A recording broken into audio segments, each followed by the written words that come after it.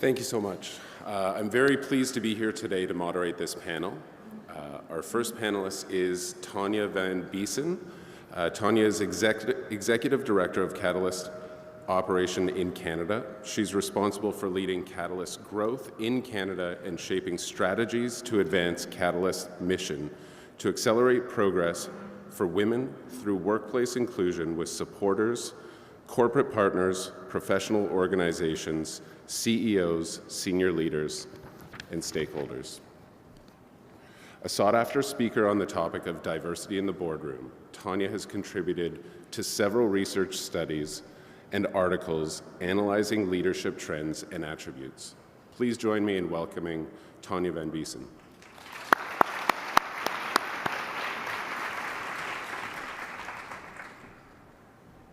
Thank you, Don. Okay, so I do have slides. Oh, there they are.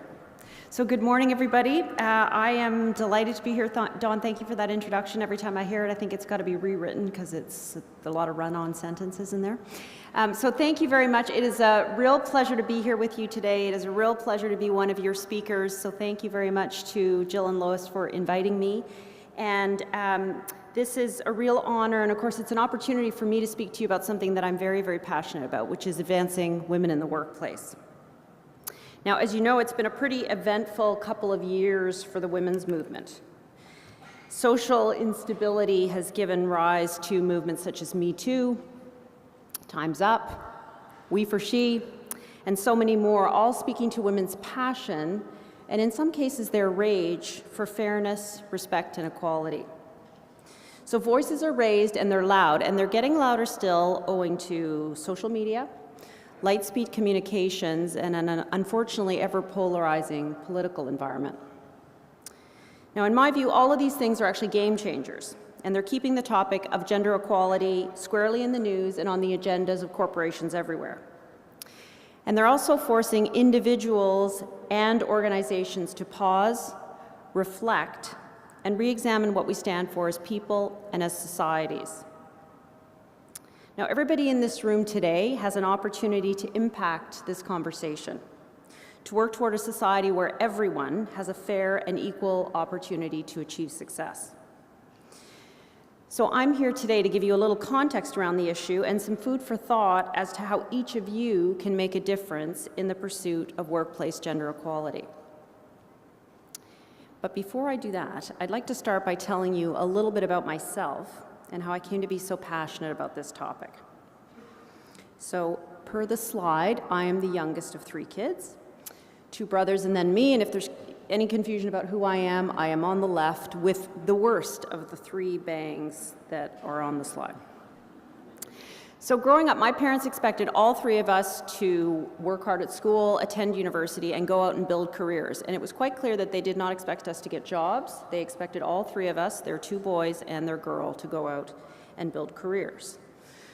So I was fortunate enough to be able to get an undergraduate and a graduate degree, and then I went on to become a partner in a global executive search firm. But my path there was not entirely smooth. Because you see, about 5 years into my tenure with the firm, I was up for election to the global partnership alongside a peer consultant of mine who happened to be a man. And he and I had joined the firm in the same year. We'd contributed equal value in all respects. But while his election to the partnership was unchallenged, mine was not. At first I didn't know why, but then as I started to understand it, it was because there was some concern that I, as a mother of 2 children, would not be able to keep up the pace that was required of a partner in a global firm.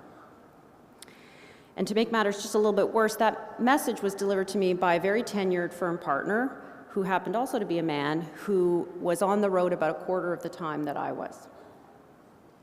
So what happened? Well, I'm going to condense the story. So long story short, what I did is I went back to my desk and I documented all of my historical travel patterns. And I presented those to this more tenured partner because while the assumption was out there, he'd actually never asked me for my travel patterns, and I had certainly never thought to share those. And fortunately, this discussion led to my successful election to the partnership, and actually a wonderful career with that firm. And needless to say, that issue never ever came up again. But I had to ask myself, where had this travel question come from? For me, a parent of 2 children, and yet it had not applied to my colleague, a parent of 3 children. Now, this is but one small example of the fact that the roots of gender inequality in the workplace are deep, they're outdated, and they're often hidden or unconscious, and we have to challenge this. A big part of my job as the head of Catalyst Canada is to speak to audiences like you about the status of women in our country and how this relates to our economic well-being. And as we know, context matters, so I just want to get grounded in the data. Today in Canada, women represent 47% of the workforce, we earn 60% of university degrees, and we control or influence upwards of 80% of all consumer spending. So that's a whole lot of women with a tremendous amount of influence, or so one would think. But the reality is that today in Canada, only 4% of corporate CEOs are women, and in the US, there are more CEOs named John than there are female CEOs put together. So for those of you who are named John, good call on your parents' part. Now, the truth is women continue to be underrepresented at leadership levels across almost every sector, and we also have a persistent pay gap. As many of you would know, last year, Canadian women earned 74% of what their male counterparts did. I recently read a report from the World Economic Forum stating that it will take another 217 years to achieve workplace equality. And in 217 years, I will be 266 years old. So if you think the bags are bad now under my eyes, they will be super bad then. So the numbers tell us that progress has been slow. Now, setting aside the moral issues or reasons why this is concerning, I would ask you to consider another reason, and that's something with consequences that reach far beyond our current understanding. And that's the fact that the dominance of historically male values in much of the emerging technology that's changing our workplace and our lives. So as of today, according to Forbes, 85% of the machine learning workforce is male. As artificial intelligence continues to enter all spheres of our lives, fueled by algorithms reflecting the biases of their creators, women are being relegated to traditional roles. Indeed, just last month, Facebook was accused of allowing some employers seeking job applicants to use its sophisticated targeting technology to exclude women from receiving advertisements for jobs like truck driver and window cleaner. So that's not very cool, and this is in 2018. So why is progress so slow? Well, I recently came across a quote that I believe sums it up pretty well. For those accustomed to privilege, equality feels like oppression. I think this captures much of where we are today and why. And I just want to sort of take a sidestep here because I am a white woman standing in front of a room full of people. So actually, privilege applies to me in many ways as well. And I want to make sure that everyone in the room realizes that when I speak about women, I speak about all women, all shapes, sizes, colors, sexual orientation, physical ability. So I want to make sure that that's captured. So change is hard, but here's the thing. Advancing women and tackling issues related to equality isn't just the right thing to do, it's the only thing to do. So a huge body of research shows that gender-diverse teams make better decisions, drive higher levels of innovation, and are more productive than homogeneous teams, and I think our fantastic panel just talked about that. Put simply, gender-diverse teams drive better business results, which should be important to every one of us in this room and certainly everyone across Canada. So what's the answer? How do we accelerate progress to achieve gender balance? Well, I'm here to tell you that there is no silver bullet. This is an effort that requires intentional leadership and concerted action. As companies and leaders wake up to this realization, my job is to propel them forward. But I am here to offer some advice. So what can each of you as leaders in this room do to impact the momentum? And I'd like to focus on 3 things. The first is audit your company from top to bottom, and I think Gary Agnew said it very well in the prior panel. This is the way to identify gender gaps. Look at gaps by level and by function. Look at who's being staffed on important projects and who is not being staffed on those projects. Look at who's being promoted and when and how different people are being evaluated and compensated, and look at who's leaving. Because this information will paint a picture of where the biases exist and where interventions need to be made. Second, set targets and measure progress like you would with any other business objective. Because what gets measured gets done, and where we focus, we prevail. And finally, act with intention. Because positive cultural change will only happen when we make bold moves. For example, when Deloitte Canada managing partner Frank Vatisse found that only 10% of promotions to partner were women, he made a commitment with his leadership team to change that. And he said, if you're going to put up a man for promotion, you'll need to put up at least one, if not two, women at the same time. Not necessarily a very popular thing to say to some folks in the firm. But the result is that the most recent class of partner promotions at Deloitte Canada was 47% women. Now that's a huge change with lasting impact, accomplished through purposeful intention. Now, despite some of the stats and stories I've shared today, I'd like to conclude by saying that I'm actually very hopeful. The global activism that we're witnessing, the disruption we're seeing is not going away, and the message heard around the world is this: women's rights are human rights. We are in the midst of an extraordinary cultural movement. It's powerful, and it's here to stay. Now, more than ever, I believe we have a tremendous opportunity to advance progress for women in pursuit of gender equality, to motivate and unite colleagues, workplaces, and industries to think, act, and be gender inclusive. So please join me and Catalyst, and let's continue to press for progress. Thank you.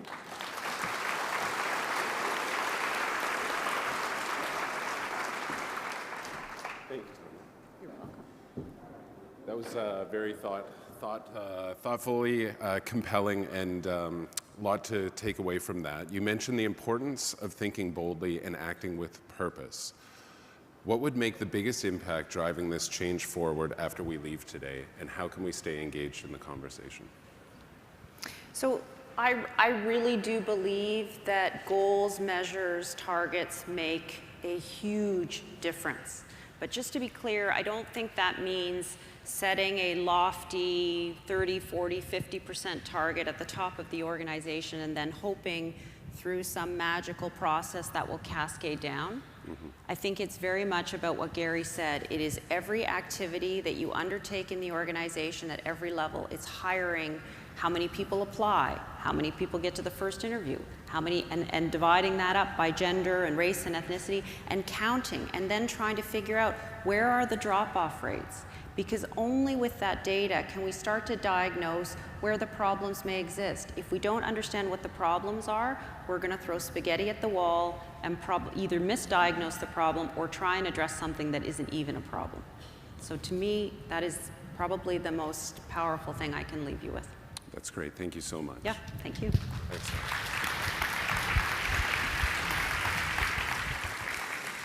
That really resonates with me, because the comment that was made about Deloitte and our commitment to achieving gender parity, specifically around our partner admission process, it was a goal, but what we had to do to actually achieve that goal is look at where those drop-offs are, because our hiring practices are generally good when we look at consultants and senior consultants, but as we start looking towards managers and senior managers, those numbers drop off. So for us to fulfill our commitment around gender parity, and we heard great statistics from EY around that as well, it really is looking at the entire process to ensure that we're enabled to meet that target. So next up is Liz Lougheed-Green. Liz is the Director of Community Investment for Vancity, managing a variety of teams in impact business, impact real estate, Aboriginal partnerships, sponsorships and events, and granting spaces. She holds a multidisciplinary master's in policy and practice and serves on the CED advisory of the Canadian Women's Foundation and the boards of Corporate Knights and the BC Co-op Association. In addition, she is a sessional instructor at BCIT supporting professionals integrate an impact approach into their existing practices. Please welcome Liz Lougheed-Green.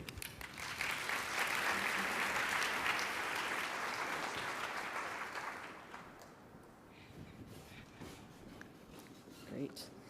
Okay, thanks for having me. I'm going to talk a little bit today about a topic that's near and dear to my heart, and that is investing in women entrepreneurs. And many of you in this room might already know the benefits associated with women entrepreneurs. Sorry, I'm just going to get this going. And there's a unique profile associated with women entrepreneurs. We know that women entrepreneurs are good for our economy, and in leadership roles, they tend to outpace their industry rivals significantly. So we should all be clamoring to encourage more women's entrepreneurship, right? The data's kind of interesting around this. We know that Canadian women are starting businesses at a faster rate than all of their counterparts in all G20 countries.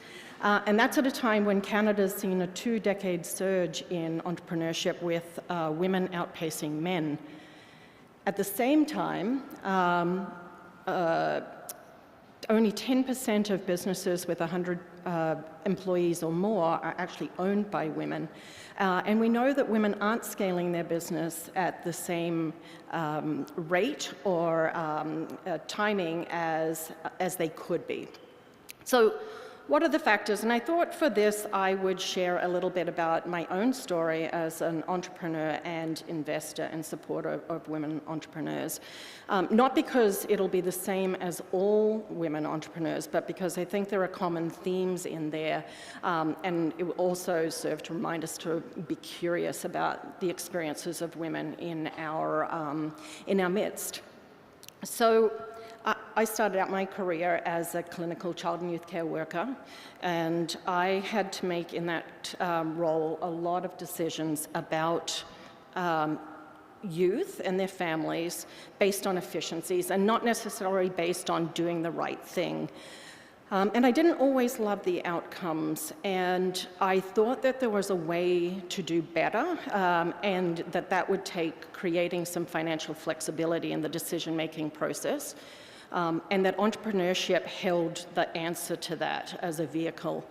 So I set about to build a social enterprise called the Potluck Cafe. And at Potluck, we employed youth with multiple barriers to mainstream employment. And our intention was to provide employment that met them where they were at so that ultimately they could be successful.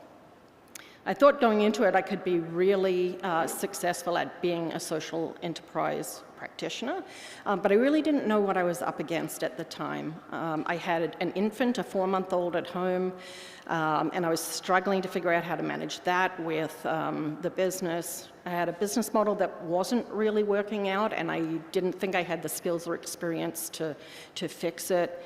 And I was really challenged to understand and find the appropriate types of capital for my business.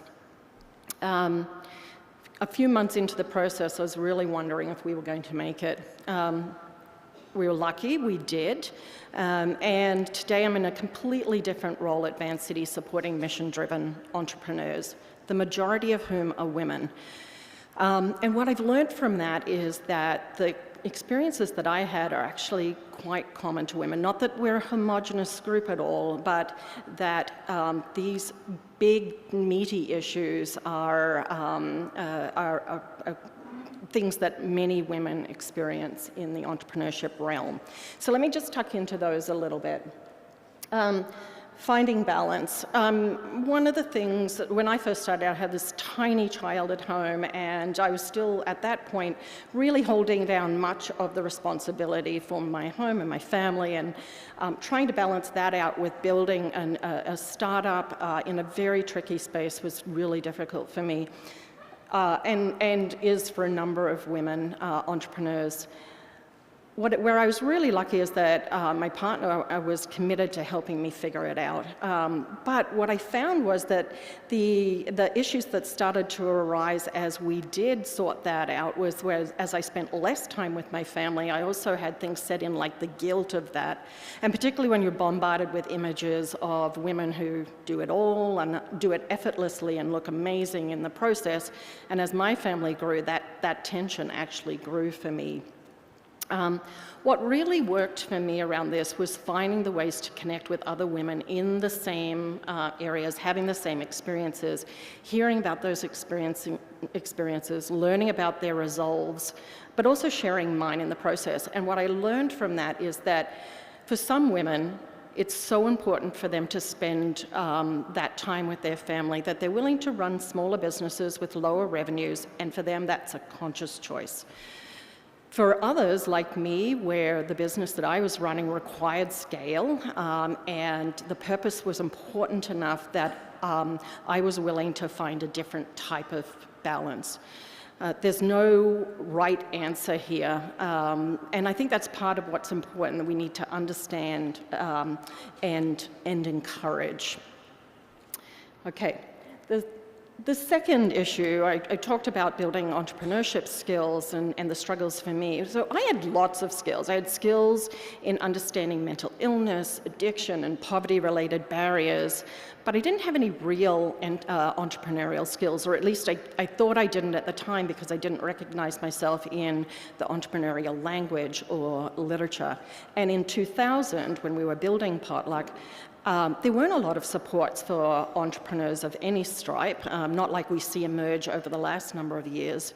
And in particular, there weren't much in the way of supports tailored to women. And I probably wouldn't have known that was important at that time anyway.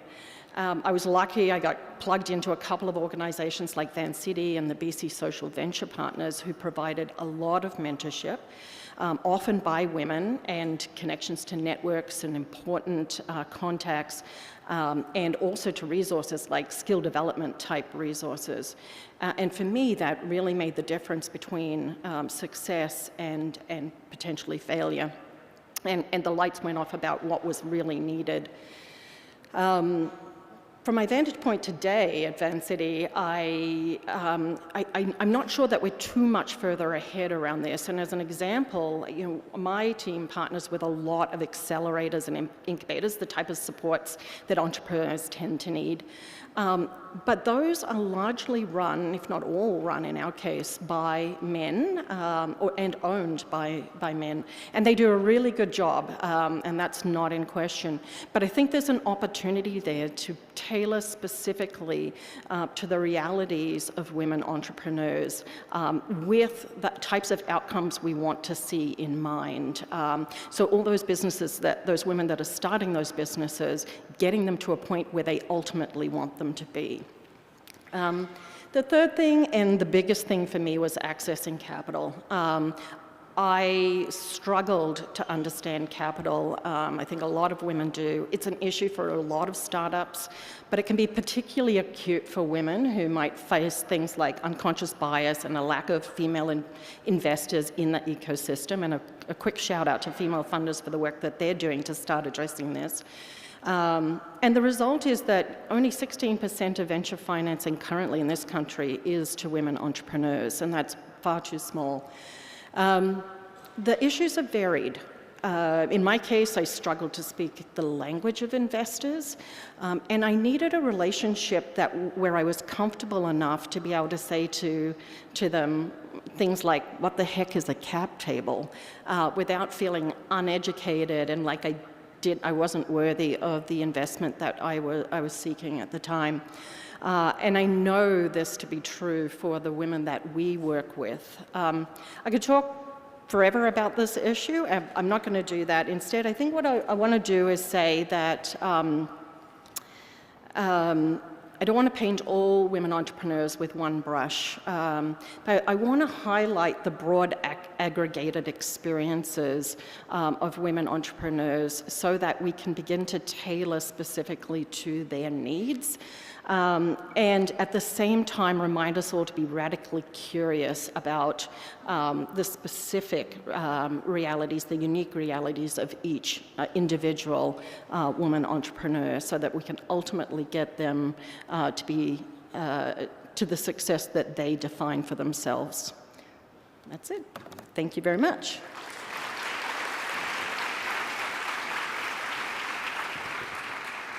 That was great, Liz. Thank you. And I know we have a few women entrepreneurs here in the audience with us today. We've talked a little bit about metrics, and when it comes to moving from optics to outcomes, transparency is at the forefront. What advice do you have on how to encourage transparency without undermining the journey to create long-lasting change, especially knowing that companies may stumble along the way, and unlike some of the bigger corporations, entrepreneurs tend to not have the budget sometimes to look at setting up these programs. So I'm just wondering if you have any advice for those with us today. I think there's a lot of organizations currently that are being very transparent about what they're doing to promote women's leadership, and benchmarking reports like Minerva's are ways that we can get that message out. The interesting thing is we've got a lot of work to do still, and I think what it's going to take is for those that have stepped into that leadership role, sharing their story more openly, not just the metrics themselves, but the dialogue around what's worked, what hasn't worked, what they can be doing better, and create that opening for others to be able to start to engage in at a level that is engageable for the average corporation and entrepreneur. So. Great. It's very helpful. Thank you so much, Liz. Thanks. Thank you. Oh, sorry. Sorry. Thank you. Next up, our final panelist is Wael Bauine, the CEO of HRX Technology. Wael is focused on building diverse and inclusive workplaces. In 2016, he launched HRX, which provides training, consulting, and technology solutions to address bias in our people, processes, and systems. Prior to HRX, Wael worked for over 10 years in consulting and project management, specializing in process improvement, technology, and strategies for change management. Wael is also a member of the Vancouver Board of Trade's Advisory Committee for Women's Leadership. Wael speaks regularly on issues of diversity and inclusion, unconscious bias, and technology. Please join me in welcoming Wael to the stage.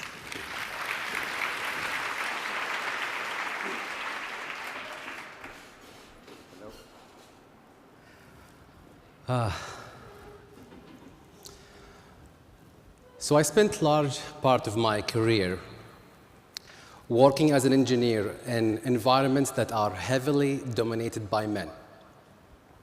My senior management was all men. Most people I worked with were men. And for a very, very long time, I thought that's totally normal. You know what? I thought that's meritocracy. People around me are promoted, hired, rewarded based on their talent, based on their hard work. The systems are fair, right? Until I realized they are not.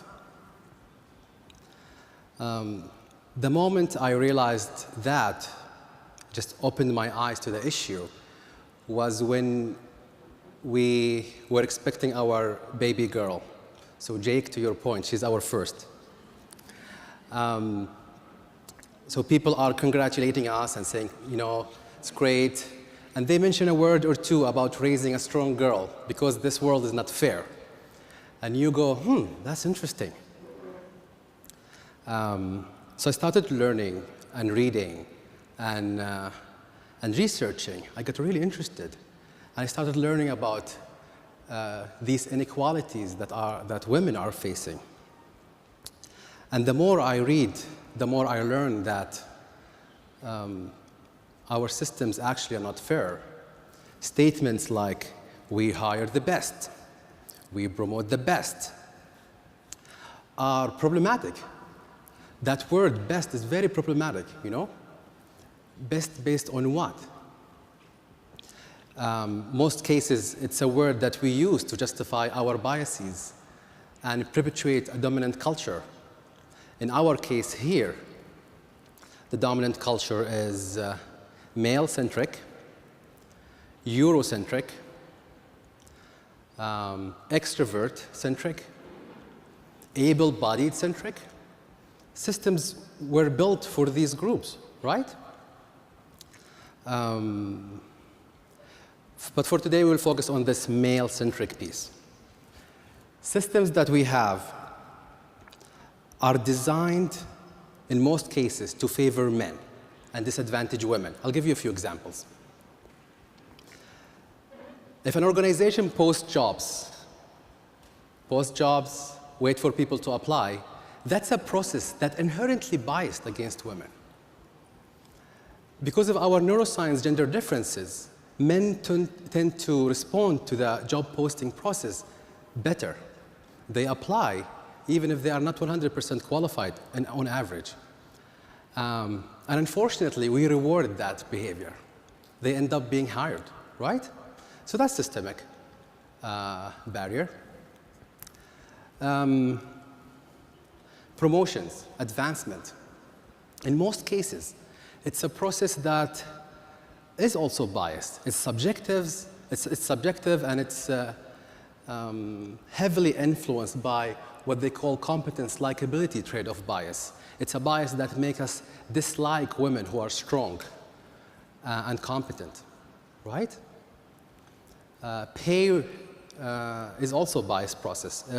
If an organization waits for people to raise their hand and ask for pay raise, that's inherently biased against women in most cases. We tend to judge women harsher if they ask for promotions. This is a research by Harvard, and it's fascinating because the same script was given to men and women to read, and we judge women harsher. And I can go on and on about performance reviews, work flexibility, all these systemic barriers that women face in the workplace, right? So addressing these is very, very, very important. And organizations now started looking at these systemic issues, and because they started noticing that you can work on people bias, you can run people through unconscious bias training, but these biases are really hard, are really stubborn, are really hard to change. What sustainable change will come from addressing the systemic barriers, right? However, with all this effort to address these systemic changes, there are a few mistakes that organizations go through. One of them is jumping to action. We go through unconscious bias training, we get excited, and then we start implementing changes, right? Without really learning about what the issues are and where they are and what's the story behind these issues. The other one is copy and paste. We go to a conference, we learn about these fascinating initiatives and all these best practices, and we get really excited. We go to our company and we start implementing them, right? And that's wrong, because organizations have their unique culture, unique challenges, unique stage on the journey. In the same organization, you see challenges that are different from a department to another department, right? And the third one is doing too much. You talk to people and they're like, we are doing this, and we are doing this, and we are doing this. It's really exciting, you know, and we are really committed. And unfortunately, ad hoc, uncoordinated approach doesn't usually work. So how do we approach this? An important thing to start with if you want to make systemic changes is data. Data is very important. That is really, really important if you want to address that systemic change, address that systemic barriers. And the data is not only the quantitative data. Quantitative data gives you tells you the what's happening. The retention of women, the hiring of women, the ratio, and all of that. But also the why is important, which you can get by qualitative data. interviews, focus groups, listening to men and women in the workplace, listening to the stories that will tell you exactly what's happening, right? And that is very powerful for so many reasons. One of them is leadership buy-in. It's one thing when I come to you and say, we have an issue, and a totally different story if I come to you and I say, look at the data, right? You just have a very strong case if you use data. The other one is data gives you the ability to coordinate and to tackle the most important issues first. Even in the same process, you can target specific pieces that are more problematic. So if you look at recruitment, if you look at the data, you can realize if the issue is women are not applying, or no, they are applying, but there is some issues with the interview process. Not diverse panels or not structured questions, right? And promotions, you can focus on which department and level and area where the issue is more prevalent, right? The third one is maximizing resources. Most of our organizations are not resourced with a big department of diversity and inclusion, right? So data helps you focus on the most important things. And the last one is showing progress. Many organizations go through this journey, and with time, you get what we call diversity and inclusion fatigue. A lot of talk, a lot of excitement, a lot of initiatives, and no progress. Data gives you a great way to measure the baseline and show progress. And if there is no progress, you can tweak and target things differently and explore more. So, you go next week to your work, and these are the three things I would like you to start thinking about. Number one, question these systems. Question these statements. The best, we are fair, we have a structured process. Question these. Number two, think about the systemic barriers. Just start questioning the systems. And number three, use data. Use data. It's a very, very, very good way to design a systemic approach to address bias. Thank you very much.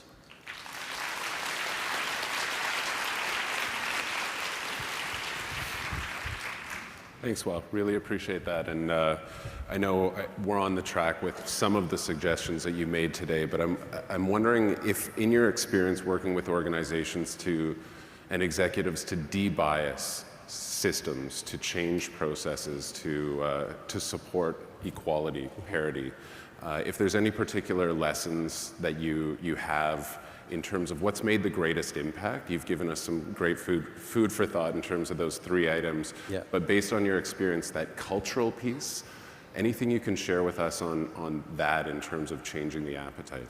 You know, Don, one thing I learned is how important the leadership commitment is. It's very, very, very important. Addressing these biases, changing the culture is a lot of work. It's hard. These are really, really stubborn issues that a lot of organizations are struggling with. So having a true commitment from the leadership is very important. When I meet CEOs who are really committed, I have no doubt that progress will be made. As they say, motivation is what gets you started. Commitment is what keeps you going, right? Outstanding. Thank you. Thank you you very so much. much. Thank you.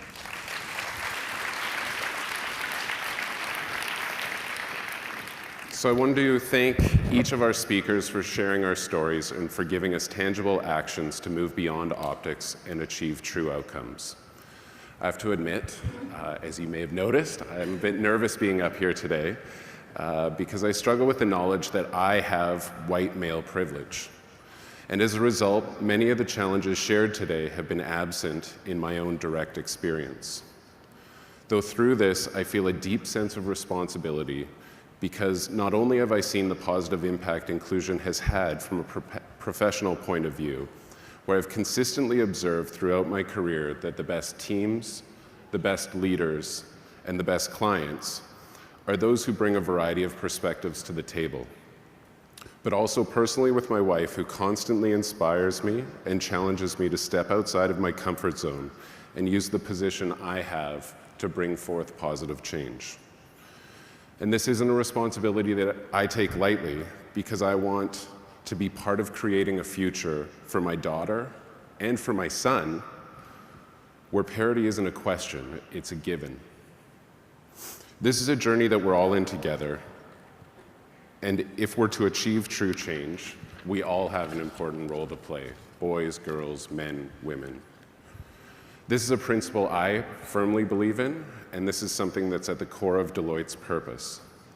We know that we're stronger when we unite, and Deloitte is taking real steps so that we can measure our progress. We're focusing on how we identify and counter both conscious bias, which still exists, as well as unconscious bias. We've embedded metrics and controls into our hiring, our performance reviews, and in our compensation decisions, as well as our partner admission process, to ensure and help us live our values around inclusion. I believe that we're on the right track, but I know even more clearly that we still have a long way to go. We all need to pull hard in the right direction each and every day to rebalance the scales and challenge and educate those who do not understand that the game has been fixed or why. The tools and approaches that we've heard about today will empower each of us to make an impact in our workplaces and in our communities. It's not going to be perfect, but we'll try, we'll be challenged, we'll learn, and we'll take strength from one another, and we'll keep going. Today is a celebration of what we've achieved so far and a call to action around where we need to go. Thank you to our speakers, the We4She organizers, and to all of you for continuing to pull together to create a more compassionate, empathetic, and inclusive tomorrow. Thanks, everyone.